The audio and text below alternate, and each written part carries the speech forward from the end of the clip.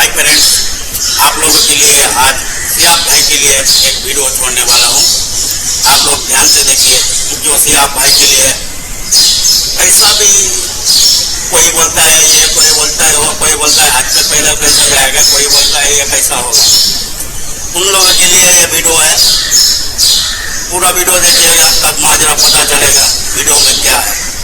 इस वीडियो में एक हिंदू भाई ने ऐसा कुछ बोल दिया है कि पूरे इंडिया का क्या पूरे विश्व का दिल के दुख भरी कहानी के बारे में बता दिया है। आप लोग वीडियो में देखिए, देखते रहिए हमारे साथ।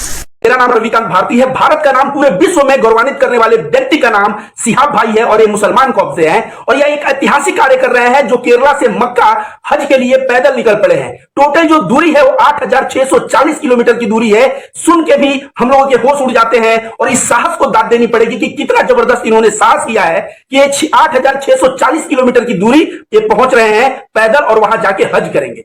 दोस्तों, तमाम लोगों ने इनका मजाक भी बनाया कि समुद्र के रास्ते कैसे जाओगे, तो मैं कहूंगा उन लोगों को अपना नॉलेज बढ़ाना चाहिए, क्योंकि भारत से जो है मक्का और खाने काबा तक जाने का भूमि का भी रास्ता है। उसके लिए भारत से पाकिस्तान जाना पड़ेगा, पाकिस्तान से ईरान जाना पड़ेगा, ईरान से इराक जाना पड़ेगा, इराक से कुवैत जाना पड़ेगा, कुवैत से सऊदी अरबिया जाना पड़ेगा और सऊदी अरबिया में मक्का खाने काबा में जाके कोई व्यक्ति पैदल भी जाके हज कर सकता है।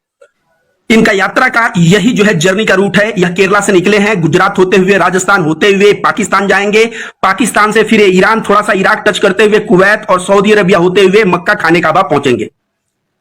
दोस्तों, इतनी बड़ी हिम्मत का कार्य और इनके पीछे का त्याग देखिए। इनकी भी परिवार है, अपने परिवार को छोड़ के 1 वर्ष के लिए ये लगभग पैदल यात्रा पे निकल चुके हैं, तो परिवार से अलग रहेंगे।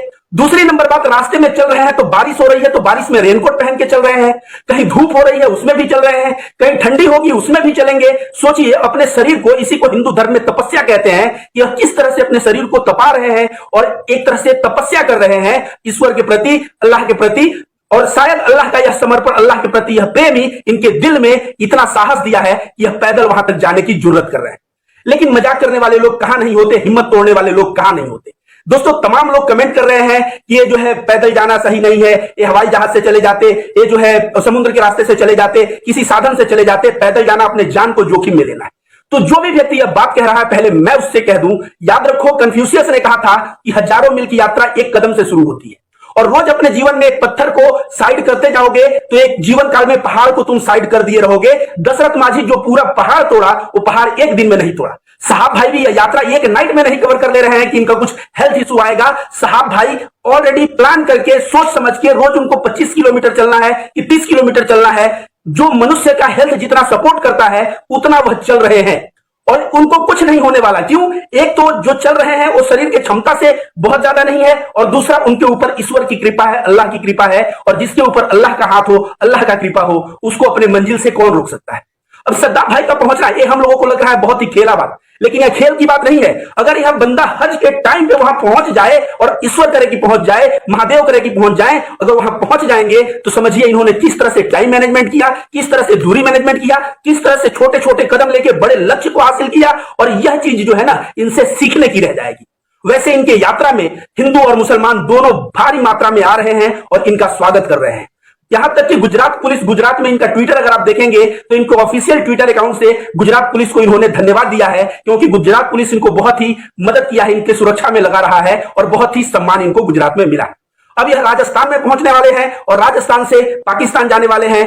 टोटल इनकी यात्रा जो है 56 दिनों की हो चुकी है और अभी तक इनका स्वास्थ्य बहुत ही अच्छा है और भगवान करे कि इनका स्वास्थ्य ऐसा ही बना रहे और इस मुकाम को यह अगर पार करते हैं तो एक तो इनकी आस्था, इनका समर्पण अल्लाह के प्रति जो है सो है, भारत का भी नाम पूरे विश्व में एक मिसाल बनेगा कि भारत का एक ऐसा बंदा है जो इतने किलोमीटर की हज यात्रा करके और जो है हज करने आया। आप सभी को बता दें दोस्तों, जो लोग कह रहे हैं इतना दूर पैदल चलना, अगर भारत में आप रहते हो या पुराने जमाने में कहीं भी, चाहे मोहम्मद साहब की जिंदगी पढ़ो, चाहे बुद्ध की पढ़ो, चाहे महावीर की पढ़ो, पैदल चलना जो है तपस्या का एक हिस्सा था। आपको विश्वास नहीं है? आज भी जापान के कुछ बौद्धिस्ट हैं जहां पे माना जाता है कि आप बौद्ध सन्यासी हैं तो पृथ्वी की एक परिक्रमा जितना पैदल चलना पड़ेगा। जी हां, देखिए यहां साइड में पेपर में कटिंग भी मैंने दिया है, ऐसा लिखा हुआ है।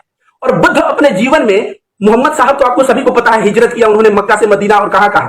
गौतम बुद्ध भारत के थे, मैं बता दूं, वह अपने जीवन में इतनी यात्रा की है कि उनको यात्रा को बिहार कहा जाता था। बिहार कर रहे हैं बुद्ध, और इतनी यात्रा की है कि एक भारत में राज्य का नाम ही बिहार पड़ गया। बिहार का मतलब होता है चलना, पैदल यात्रा करना, बिहार करना। नौका बिहार होता है, नौका पे घूमना, तो घूमना, इतना उन्होंने घूमा। सोचिए, वो श्रावस्ती जाते तो पैदल जाते, वह सारनाथ आए तो पैदल आए, वो गया आए तो पैदल आए, और वे हमेशा केवल बारिश में 3 महीने वे पड़ाव डालते थे, नहीं तो थ्रू आउट घूमते रहते थे, बिहार करते रहते थे। तो बौद्ध धर्म में भी पद यात्रा का बड़ा ही महत्व है। जैन धर्म की बात करें तो महावीर कहा जाता है अपने जीवन के 12 साल 6 महीने उन्होंने पैदल चलते रहे, ध्यान साधना करते हुए पैदल चलते रहे 12.5 साल। सोचिए, 12.5 साल में अब मैंने इस बंदे का देखा तो मुझे कहीं ना कहीं याद आया कि भाई बारिश में भी चलेगा, गर्मी में भी चलेगा, इस शरीर को एक तरह से तपस्या ही तो कर रहा है। आप सोचिए, महावीर पैदल चलते थे। कभी कभी ऐसा भी हुआ है कि 3 दिन पे 1 दिन भोजन मिला है, कभी 13 दिन पे 1 दिन भोजन मिला है, और महावीर जो है काफी पतले हो गए थे अपने तपस्या के दौरान। तो आप समझिए कि भारत में महावीर भी पैदल चले। और हिंदू धर्म अभी कांवड़ यात्रा जा रहा है ना, हम लोग क्या बाबा विश्वनाथ या यहाँ बाबा धाम जो झारखंड में है, वहां पे हम लोग गाड़ी घोड़े से नहीं पहुंच सकते, बिल्कुल पहुंच सकते हैं, लेकिन हम लोग देवघर पहुंचने के लिए सुल्तानपुर से हम लोग जल उठाते हैं। और सोचिए, यहाँ पे प्रयागराज से जल उठाते हैं काशी विश्वनाथ जाने के लिए। 120-30 किलोमीटर की दूरी पैदल क्यों जाते हैं? सिर्फ इसलिए जाते हैं क्योंकि हमारे दिल में भगवान शंकर और महादेव के लिए जो समर्पण है, उस समर्पण को दिखाने के लिए, अपने भक्ति को दिखाने के लिए, और अपने दिल से लोग पैदल जाते हैं। तो कांवड़ यात्रा में भी पैदल का बहुत ही महत्व है। और बता दूं दोस्तों, हिंदू धर्म के एक बहुत बड़े सन्यासी जिनका नाम स्वामी नारायण है, अक्षरधाम दिल्ली टेंपल में जाएंगे तो स्वामी नारायण के बारे में जरूर आप जानते होंगे। उन्होंने कहा जाता है कि लगभग 9 साल 11 महीने पैदल चले थे। 9 साल 11 महीने, सोचिए कितना बड़ा दूरी होता है कि 9 साल 11 महीने दूरी इन्होंने पैदल चला था, और अंत में गुजरात पहुंचे, और सारा तीर्थ घूमते हुए गुजरात में इन्होंने वहां पे जो है अस्थायी निवास बनाया, और फिर उनके बारे में आगे कहानी जान। तो दोस्तों, हर एक धर्म में पैदल चलने को एक तपस्या माना जाता है, और इसीलिए जो है, जो हज के लिए यह बंदा सिहाब भाई जा रहा है, इसके लिए हर एक हिंदू, हर एक बौद्ध, हर एक जैन और हर एक मुसलमान को दिल से दुआ देनी चाहिए कि इस बंदे का हज कबूल हो, ये हज पे पहुंच जाए, टाइम से हज पे पहुंच जाए, और इनका स्वास्थ्य भी सही रहे, ऐसी हमें कामना करनी चाहिए। और इनकी यात्रा पूरे हिंदुस्तान में हिंदू मुस्लिम एकता का एक मिसाल बना है। इनको हिंदू और मुस्लिम दोनों तरफ से सपोर्ट मिल रहा है, और इनके यात्रा में भारत का तिरंगा भी देखने को मिल रहा है दोस्तों। और इनको नेकियां कितनी मिलेगी, ऐसा समझिए, सहाबा इकराम, ऐसा कहा जाता है कि हज के लिए जब कदम बढ़ाते थे तो छोटे छोटे कदम बढ़ाते थे, क्योंकि ऐसा माना जाता था कि जितना कदम आप बढ़ाएंगे हज के लिए, उतनी नेकियां मिलेंगी।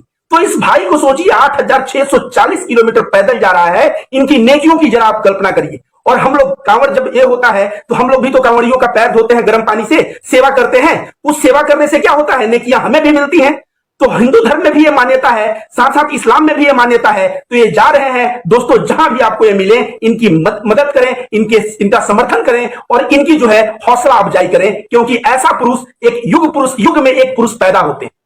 दोस्तों, थोड़ा आप लोग ही सोचिए कि इतनी दूरी, अब तमाम लोग कह रहे हैं कि पैदल जाने के लिए मैं भी इनके साथ जाऊंगा, मैंने कमेंट देगा, मैं भी इनके साथ जाऊंगा।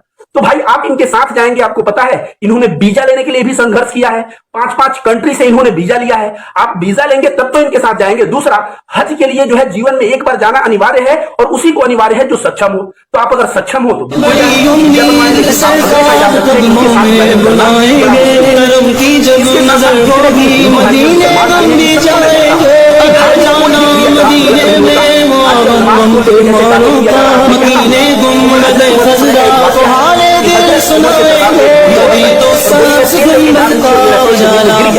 और मुझे वही तेल चाहिए, और वो रो रही है, बोल रही है, रिक्वेस्ट कर रही है, वही तेल चाहिए। अब सोचिए, जो तेल जमीन में गिर गया उसको कैसे दिया जाए? तो हजरत उमर ने एक चिट्ठा लिखा और कहा कि लेके जाओ और उसको वहीं पे रख दो जहां तुम्हारा तेल गिरा है। उसको वहीं पे रख दी, वो बूढ़ी औरत जहां पे तेल गिरा हुआ था, और कहा जाता है थोड़ी देर में तेल ऊपर आ गया और बूढ़ी औरत को तेल अपना मिल गया। तो उस चिट्ठे में क्या लिखा था पता है? उस चिट्ठे में लिखा था कि इस जमीन के अंदर मैं एक ऐसे आदमी को गाड़ दूंगा जो नमाज नहीं पढ़ता। मतलब समझिए, नमाज पढ़ने से व्यक्ति जो है रहमत वाला, रहम दिल वाला, बढ़िया अच्छा व्यक्ति होता है। तो हर एक प्रोसेस हम लोग ध्यान करते हैं, वो भी दिल में रहम देता है। तो हर एक प्रोसेस जो है रहम के लिए है, करुणा के लिए है, प्रेम के लिए है। धर्म कोई भी हो, क्या फर्क पड़ता है? हम हिंदू है, कोई मुसलमान है, कोई सिख है, कोई ईसाई है। अगर भूखे को रोटी कोई खिला रहा है तो मतलब सेवा से होनी चाहिए, मतलब प्रेम से होनी चाहिए। और सारा का सारा धर्म जो है यही सिखाता है। तो एक दूसरे के धर्मों को मजाक उड़ाने के बजाय हम लोग सम्मान दिखाएं। और जो जा रहे हैं भाई केरला से मक्का तक, मैं देख रहा हूं इनको हिंदू मुस्लिम, यहां तक कि गुजरात पुलिस का भी समर्थन मिला, जिस तरह से ये धन्यवाद दे रहे हैं। मतलब कहीं ना कहीं पूरे विश्व में हिंदू मुस्लिम एकता का जो संदेश एक मुस्लिम भाई जिसका नाम सिहाब है उसकी वजह से फैल रहा है। इसके लिए मैं सिहाब भाई को भी धन्यवाद देता हूं और मैं ईश्वर से कामना करता हूं, महादेव से कामना करता हूं कि आपकी हज यात्रा जो है समय से आप पहुंचे और आप अपना हज यात्रा कंप्लीट करें। धन्यवाद।